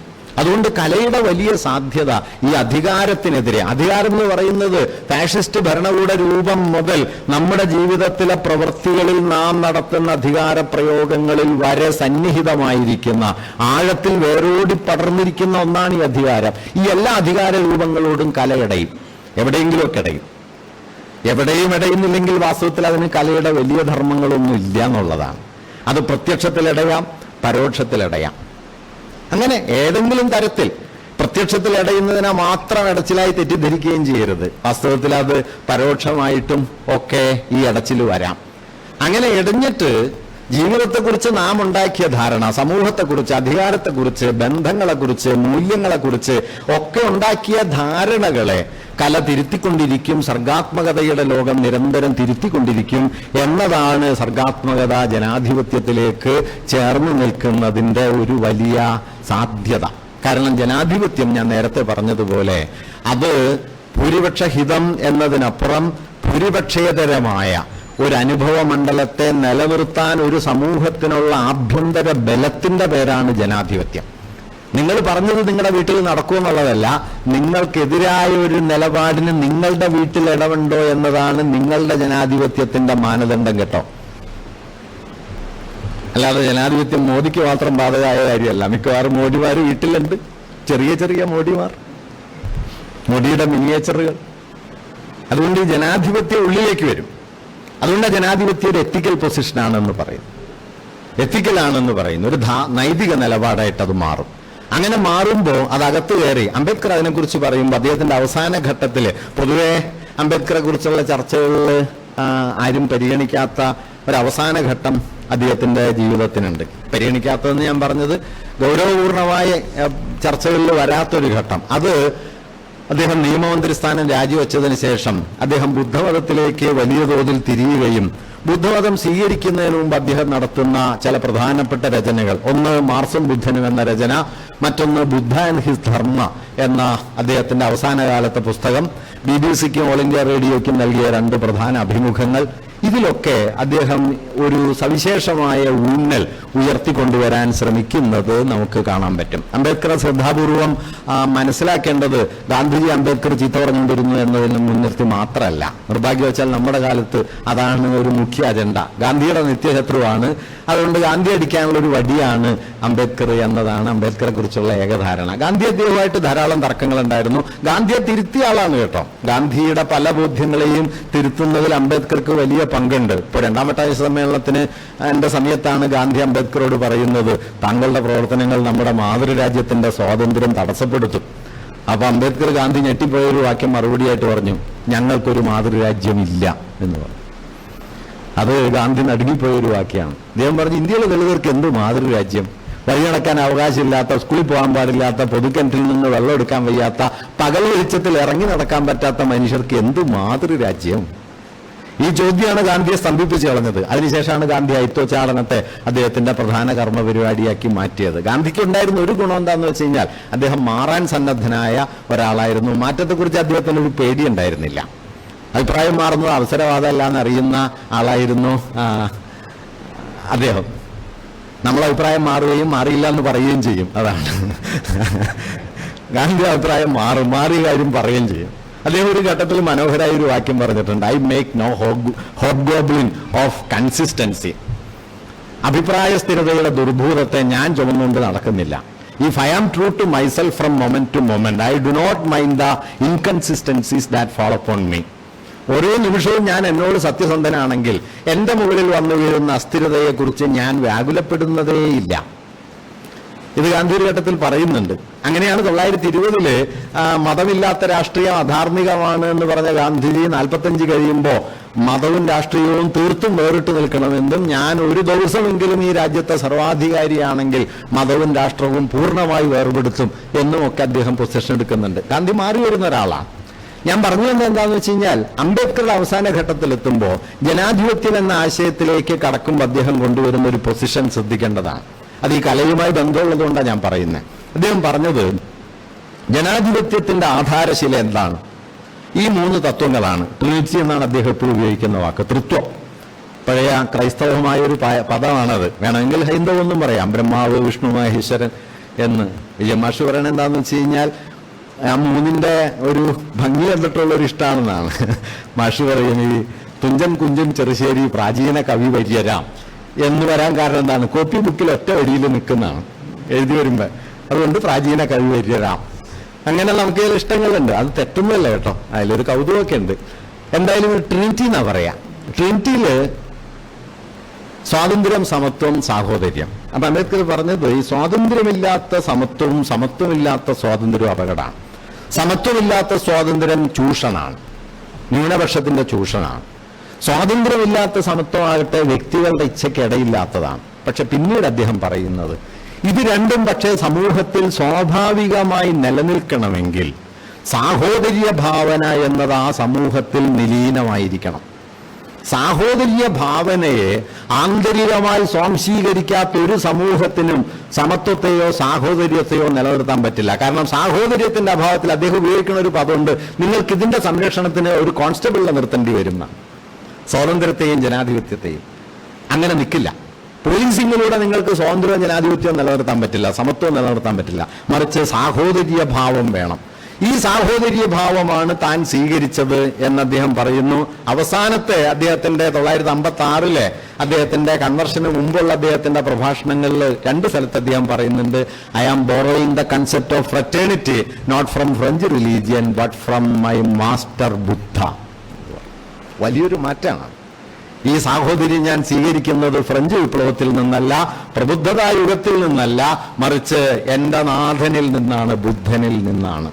ഫ്രം റിലീജിയൻ എന്നും കൂടി അദ്ദേഹം പറയുന്നുണ്ട്. റിലീജിയൻ അദ്ദേഹം പറയുന്നത് നമ്മൾ പറയുന്ന മതം എന്നുള്ള അർത്ഥത്തിലല്ല, അതിന്റെ പരമ്പരാഗത അർത്ഥത്തിലല്ല, മറിച്ച് അദ്ദേഹം കരുതുന്നത് എന്താ വെച്ചാൽ ഈ സാഹോദര്യത്തെ ഒരു ധാർമ്മിക മാനമായി സമൂഹത്തിൽ നിലനിർത്താനും ആ ധാർമ്മിക ബലത്തിന്റെ പുറത്ത് ഈ സമത്വ സ്വാതന്ത്ര്യ സങ്കല്പങ്ങളെ ഉറപ്പിച്ചെടുക്കാനും കഴിഞ്ഞില്ലെങ്കിൽ ഈ സമൂഹത്തിൽ ജനാധിപത്യം നിൽക്കില്ല. കാരണം ഇന്ത്യൻ സമൂഹത്തിന്റെ അടിസ്ഥാന സ്വഭാവം എന്താണെന്ന് വെച്ച് കഴിഞ്ഞാൽ അസമത്വമാണ് ഇതിന്റെ പേര്. കാരണം ജാതിയിലാണ് 2.5 സഹസ്രാബ്ദമായിട്ട് ഇന്ത്യ നിൽക്കുന്നത്. അതുകൊണ്ട് ഭരണഘടന ഇന്ത്യയിൽ നിലനിൽക്കണമെങ്കിൽ ഭരണഘടന ഉണ്ടായാൽ പോരാ, മറിച്ച് ഭരണ നിർവഹണം ഭരണഘടനാ മൂല്യങ്ങൾക്കനുസൃതമാകണം. അതിനെയാണ് അദ്ദേഹം ഭരണഘടനാപരമായ ധാർമ്മികത എന്ന് പറഞ്ഞത്. അതൊരു ലീഗൽ മൂല്യമല്ല കേട്ടോ, അതൊരു നിയമമൂല്യമല്ല, അതൊരു ധാർമ്മിക സങ്കല്പമാണ്. അത് തങ്ങളല്ലാത്തതിനെ നിലനിർത്താനുള്ള ഒരു സമൂഹത്തിന്റെ ആന്തരിക സന്നദ്ധതയുടെ പേരാണ്. ആ ആന്തരിക സന്നദ്ധതയിലെ ജനാധിപത്യം നിലനിൽക്കും. അതുകൊണ്ടാണ് ജനാധിപത്യത്തിന്റെ കാതൽ സാഹോദര്യമാണ് എന്ന് അംബേദ്കർ പറയുന്നത്. അപ്പോഴേക്കും 1953 അംബേദ്കർ ഇത് പറയുന്നതിന് ഒരു 68 കൊല്ലം മുമ്പ് അരിപ്പുറത്തൊരാൾ ഇത് എഴുതി വെച്ചിരുന്നു, സോദരത്വേന വാഴുന്ന എന്ന്. അതുകൊണ്ട് ഇതൊരു ചെറിയ കാര്യമല്ല. ഈ സോദരത്വേന എന്നതിനെ ഞാനിത് ഇത്രയും പറയാൻ കാരണം എന്താണെന്ന് വെച്ച് കഴിഞ്ഞാൽ ജനാധിപത്യത്തെയും സർഗാത്മകതയെയും സ്വാതന്ത്ര്യത്തെയും കൂട്ടിയിണക്കുന്ന മാനുഷികമായ ഒരു അടിസ്ഥാന ധാർമ്മിക തലം വാസ്തവത്തിൽ സാഹോദര്യം എന്നതിൽ അടങ്ങിയിട്ടുണ്ട്. അത് നമ്മളെ നമ്മിൽ നിന്ന് മോചിപ്പിക്കുകയും മനുഷ്യവംശത്തോളം വലുതാക്കുകയും മറ്റൊരാൾക്ക് വേണ്ടി തന്നെ ബലിയർപ്പിക്കാനായി സന്നദ്ധരാക്കുകയും ചെയ്യുന്നു. എങ്ങ് മനുഷ്യന് ചങ്ങല കയ്യിൽ അങ്ങൻ കയ്യുകൾ നൊന്തിയിടുന്നു എന്നായി തീരുന്നത് ഈ സാഹോദര്യ ഭാവനയുടെ ബലം കൊണ്ടാണ്. ഒരുവൻ അപരന്റെ വാക്കുകൾ സംഗീതം പോലെ ശ്രവിക്കുന്നു എന്നത് ഈ സാഹോദര്യ ഭാവനയുടെ ധാർമ്മിക ബലമാണ്. ആ ധാർമ്മിക ബലം മനുഷ്യന് സംഭാവന ചെയ്യുന്ന ഏറ്റവും പ്രധാനപ്പെട്ട ഒരു അനുഭവ ലോകത്തെയാണ് നാം കലയെന്നും സർഗാത്മകതയെന്നും വിളിക്കുന്നത്. അതുകൊണ്ട് കലയുടെയും സർഗാത്മകതയുടെയും പ്രവൃത്തി മണ്ഡലം ജനാധിപത്യത്തിന്റെ ഉള്ളടക്കത്തെ സംബന്ധിച്ച് വളരെ പ്രധാനപ്പെട്ടതാണ്. കാരണം കലയും സർഗാത്മക ലോകവുമാണ് നാം അല്ലാത്ത ജീവിതത്തെ, നമ്മുടേതല്ലാത്ത ജീവിതത്തിൽ ജീവിക്കാൻ നമ്മെ പ്രാപ്തരാക്കുന്നത്. നമ്മളൊക്കെ നമ്മുടെ ജീവിതം മാത്രം ജീവിച്ചാൽ പോരാ, നമ്മളല്ലാത്ത ജീവിതത്തിലേക്ക് കടക്കണം. വിജയമാഷ് പണ്ട് പറയും, തകഴി ചെയ്ത ഒരേ ഒരു കാര്യം എന്താണെന്ന് വെച്ചാൽ ഈ തോട്ടി ചുമക്കുന്ന മലം അയാളുടേതല്ല എന്ന് ഈ നാട്ടുകാരോട് പറഞ്ഞു എന്നുള്ളതാണ്. ഈ മാന്യന്മാരുടെ മലമെല്ലാം ചുമന്ന് ഈ സമുദായത്തെ വൃത്തിയാക്കലാണ് തോട്ടി ചെയ്യുന്നത് നീ മാന്യന്മാരോട് പറഞ്ഞ ആളാണ് തകഴി. മാന്യന്മാരും എല്ലാവരും നല്ല വെള്ള ഷർട്ടൊക്കെ ഇട്ടിട്ട് അല്ലെങ്കിൽ ഏതെങ്കിലും ഷർട്ടൊക്കെ ഇട്ടിട്ട് മാന്യന്മാരായിട്ട് നടക്കുകയായിരുന്നു. അപ്പോഴാണ് തകഴി വന്നിട്ട് പറഞ്ഞത്, നിങ്ങളുടെ മാന്യത പക്ഷേ ദാ മല ചുമക്കുന്ന പെട്ടിയിലാണ്, അത് ഇയാളാണ് ചുമക്കുന്നത്. അതോടെ സമുദായത്തിന്റെ ഉള്ളുപൊട്ടും, അതോടെ നമ്മുടെ ആന്തരികതയുടെ ഉള്ളുപൊട്ടും. ഇങ്ങനെ വലിയ എഴുത്തുകൾ ചെയ്യുന്ന ഒരു കാര്യം ഞാൻ സാന്ദർഭികമായിട്ട് പറയാം. ഇപ്പോൾ ബഷീർ ചെയ്ത മഹാവിപ്ലവം എന്താണെന്ന് വെച്ച് കഴിഞ്ഞാൽ ഈ മനുഷ്യൻ എന്നുള്ള ഒരു സങ്കല്പത്തെ ബഷീർ കുറെ കൂടി അങ്ങോട്ട് മുമ്പോട്ട് കൊണ്ടുപോയി. അതായത് മാധവനെ പോലെയോ ചാത്തനും കോരനും പോലെയോ ഒക്കെയുള്ള, പപ്പുവിനെ പോലെയുള്ള മനുഷ്യരായി ഉയർന്നു വരികയാണല്ലോ. അപ്പോഴാണ് ഈ ആനവാരി രാമൻ നായർ വരുന്നത്, പൊൻകുരിശ് തോമ, മണ്ടം മുസ്തഫ, ഒറ്റക്കണ്ണം പോക്കര്, ഇവരൊക്കെ വരുന്നു. ഇവരുടെ ഒരു ജീവിതം വരുന്നു. ആ ജീവിതത്തെ നിങ്ങൾക്ക് പഴയ അതിർത്തിയിൽ നിർത്താൻ പറ്റില്ല. ആനവാരി രാമൻ നായരെയും ഒറ്റക്കണ്ണം പോക്കരെയും നിങ്ങൾക്ക് തകഴിയുടെ ചാത്തന്റെയോ കോരന്റെയോ അല്ലെങ്കിൽ ബഷീറിന്റെ തന്നെ നിസാർ മുഹമ്മദിന്റെയോ അതിർത്തിക്കുള്ളിൽ നിർത്താൻ പറ്റില്ല. അതിനപ്പുറത്തുള്ള വേറൊരു നിലയിൽ പറഞ്ഞാൽ ലുംബൻ എന്നൊക്കെ വിളിക്കുന്ന എലമെന്റ് ഉണ്ടല്ലോ, ലുംബൻ പ്രോലിറ്ററിയറ്റ്, പെറുക്കികൾ. പച്ചമലയാളത്തിൽ നല്ല വാക്കാതാ, പെറുക്കികൾ, ഓരത്തായി പോയവർ. ആ ഓരത്തായി പോയ മനുഷ്യ ജീവിതത്തെ മാനുഷിക അനുഭവത്തിന്റെ ഒരു ലോകമായി നമ്മുടെ മുമ്പിലേക്ക് ബഷീർ കൊണ്ടുവരികയും മനുഷ്യൻ എന്നതിന്റെ അതിർത്തിയെ ബഷീർ പൊട്ടിക്കുകയും ചെയ്യുന്നു എന്ന് പറയാം. അതുകൂടിയാണ് ബഷീറിന്റെ വിപ്ലവം. അതുകൊണ്ട് കലയുടെ വിപ്ലവം എന്ന് പറയുന്നത് വാസ്തവത്തിൽ പല രൂപത്തിൽ അരങ്ങേറുന്ന ഒരു കാര്യമാണ്. അത് പ്രമേയപരമായി മാത്രമല്ല, അത് അനുഭൂതിയുടെ ലോകത്തെ വലുതാക്കിക്കൊണ്ട്, നമ്മുടെ ജീവിത സങ്കല്പങ്ങളെ വലുതാക്കിക്കൊണ്ട് നിരന്തരം നമ്മുടെ ജീവിതത്തിൽ ഇടപെട്ട് പ്രവർത്തിക്കുന്ന ആഴമേറിയൊരു ഭൗതിക ശക്തിയാണ് കല, സർഗാത്മകത എന്ന് പറയുന്നത്. ഈ സർഗാത്മകതയാണ് ഒരർത്ഥത്തിൽ മനുഷ്യർ ദുരധികാരവുമായി നടത്തുന്ന ഏറ്റവും വലിയ ചെറുത്തുനിൽപ്പുകൾ. അത് പ്രാചീന കാലം മുതൽ തന്നെ അധികാരത്തോട് ഈ നിലയിൽ വിയോജിക്കാൻ, വിമുഖമായിരിക്കാൻ കലയ്ക്കൊരു ശേഷിയുണ്ട്. അതുകൊണ്ട് രാമന്റെ കഥ പറഞ്ഞു തുടങ്ങുകയും ഒരു ഘട്ടം കഴിയുമ്പോൾ സീതയുടെ കഥയായിട്ട് രാമായണം മാറിത്തീരുകയും ചെയ്യുന്നത് നമുക്ക് കാണാൻ പറ്റും. വാൽമീകി ഒരു ഘട്ടത്തിൽ പറയും, ഇവള് കളങ്കിതയാണെങ്കിൽ ഞാൻ ഇക്കാലം കൊണ്ട് ആർജിച്ച മുഴുവൻ തപശക്തിയും പാഴായി പോകട്ടെ എന്ന് പറഞ്ഞിട്ട് വാൽമീകി സീതയുടെ കൂടെ ചേരും. അതോടെ രാജാവ് ഒരു പ്രശ്നമായിത്തീരും. ഈ അവസാനത്തെ വാൽമീകിയാണ് പിന്നെ കുമാരനാശാൻ ഏറ്റെടുക്കുകയും ചിന്താവിഷ്ടയായ സീതയായിട്ട് മാറുകയും ചെയ്യുന്നത്. പടുരാക്ഷസ ചക്രവർത്തിയൻ ഉടൽ മോഹിച്ചത് ഞാൻ പിഴച്ചതോ എന്ന ഒരു ചോദ്യം വരുന്നു. ഇങ്ങനെ വലിയ എഴുത്തുകാർ, ഇപ്പോ അജേട്ടൻ ഉദ്ധരിച്ച വ്യാസന്റെ വചനമുണ്ടല്ലോ, ആ വചനത്തിൽ വാസ്തവത്തിൽ നമ്മളുടെ സുദൃഢമായ അനുഭവങ്ങളെ ഒരു കവി അകത്തു കയറി ഇളക്കുകയാണ് ചെയ്യുന്നത്. അതകത്തു കയറി ഈ ജയത്തിൽ ഒരു പരാജയം ഉണ്ടല്ലോ, ഈ മഹാവിജയിയാണല്ലോ പരാജിതൻ. അത് നിങ്ങൾക്ക് ലോകത്തെ വലിയ എഴുത്തുകളിലൊക്കെ കാണാൻ പറ്റും. എല്ലാ എഴുത്തിലും ഇത് കാണാൻ പറ്റും. ഈ വ്യവസ്ഥയുടെ അടിയളകുന്നത്, അടിയളക്കാനുള്ള സമ്മർദ്ദങ്ങൾ, അനുഭവത്തിന്റെ സൂക്ഷ്മലോകങ്ങൾ, അതുവഴി നാം അനുഭവത്തെയും ജീവിതത്തെയും കുറിച്ചുണ്ടാക്കിയ ധാരണകളുടെ വൻതോതിലുള്ള പൊളിച്ചു കളയൽ, അത് കല ചെയ്തുകൊണ്ടേയിരിക്കും. അങ്ങനെ ചെയ്യുന്നത് വഴി ഒരു സമൂഹം അതിനെക്കുറിച്ചുണ്ടാക്കിയ, ജീവിതത്തെക്കുറിച്ചുണ്ടാക്കിയ ധാരണകൾക്കപ്പുറത്തേക്ക് കല കടന്നു നിൽക്കുകയും ചെയ്യും. അതുകൊണ്ട് കലയുടെ സർഗാത്മകതയുടെ ലോകം, മാർക്സ് കലയെക്കുറിച്ച് പറഞ്ഞ മനോഹരമായ ഒരു വാക്യം കൂടി പറഞ്ഞ് ഞാൻ ഈ അവതരണം അവസാനിപ്പിക്കാം. മാർക്സ് കലയെക്കുറിച്ച് പറയുന്നത്, art is at the same time A secret confession and the immortal movement of it's on time എന്ന് പറയും. കല ഒരേ സമയം രഹസ്യമയമായൊരു കുംഭസാരവും അതിൻ്റെ കാലത്തിൻ്റെ അനശ്വരഗതിയുടെ ആവിഷ്കാരവുമാണ്. രണ്ട് പ്രവണതകളാണ്. ഒന്ന് ആ കാലത്തിൻ്റെ ഗതിയുടെ ആവിഷ്കാരമാണ്, expression of the manifestation of the immortal movement of its time. അത് നിലനിൽക്കുന്ന കാലത്തിന്റെ ഗതിഭേദങ്ങളെ നിശ്ചയമായും കല ഉൾക്കൊള്ളും. അതിന് പുറത്താണ് കല എന്നൊക്കെ ഉള്ളത് കലയെക്കുറിച്ച് പറയാവുന്ന ഏറ്റവും തെറ്റായ ഒരു ആശയമാണ്. ഒരുപാട് കാലം ആളുകൾ ഇത് പറഞ്ഞതാണ്, ഇപ്പോഴും പറയുന്നുണ്ട്. പക്ഷേ അത് നടക്കുന്ന കാര്യമല്ല. കാരണം എന്താന്ന് വെച്ച് കഴിഞ്ഞാൽ, നിങ്ങൾ കലയിൽ പ്രവർത്തിക്കുക എന്ന് പറഞ്ഞു കഴിഞ്ഞാൽ ഇതിനു മുമ്പുള്ളവരും നിങ്ങൾക്ക് ചുറ്റുമുള്ളവരും ഒക്കെ ഉണ്ടാക്കി വെച്ച പണിത്തരങ്ങളെടുത്ത് അവരുണ്ടാക്കിയ അർത്ഥം, അവരുണ്ടാക്കിയ സങ്കല്പങ്ങൾ, അവരുണ്ടാക്കിയ ആശയലോകങ്ങൾ, ബിംബകൽപ്പനകളൊക്കെ എടുത്തിട്ട് നിങ്ങൾക്കും പെരുമാറാൻ പറ്റൂ. അതുകൊണ്ട് നിങ്ങൾ ഉണ്ടാക്കുന്ന അർത്ഥം നിങ്ങൾ മാത്രമായിട്ട് ഉണ്ടാക്കുന്നതല്ല, ഒരു കാലബന്ധമായിട്ടാണ് അത് പ്രവർത്തിക്കുക. അങ്ങനെയാണ് പ്രവർത്തിക്കുന്നതെന്ന് നമ്മൾ ഉണ്ടാക്കുന്ന സമയത്ത് അറിയണമെന്നൊന്നുമില്ല. അതായത് ഇപ്പോ വാക്കിൽ ചരിത്രം ഉണ്ടെന്നുള്ളത് വാക്കുപയോഗിക്കുന്ന ആൾ അറിയണമെന്നൊന്നുമില്ല. അപ്പൊ ചില കവികൾ പറയും ഞാൻ അങ്ങനെ ഉദ്ദേശിച്ചിട്ടില്ല എന്ന് പറയും. മൂപ്പരോട് ഉദ്ദേശിക്കാൻ നമ്മൾ പറയണമില്ല, മൂപ്പര് ഉദ്ദേശിക്കണ്ട. പക്ഷെ വാക്കിന് 500 1000 കൊല്ലത്തെ ചരിത്രമുണ്ട്, അത് മുഴുവൻ മൂപ്പര് ഉദ്ദേശിച്ചെടുത്ത് നിൽക്കണം എന്ന് പറഞ്ഞാൽ നടക്കില്ലല്ലോ. ഇപ്പൊ ഞാൻ എപ്പോഴും ഓർക്കുന്ന പറയുന്ന ഒരു വളരെ ക്രൂഡായ ഒരു വലുതാണ്, എന്നാലും അനിതാ തമ്പിയുടെ ഒരു കവിതയുണ്ട് പ്രണയത്തെക്കുറിച്ചാണ്. 2 വരിയേ ഉള്ളൂ.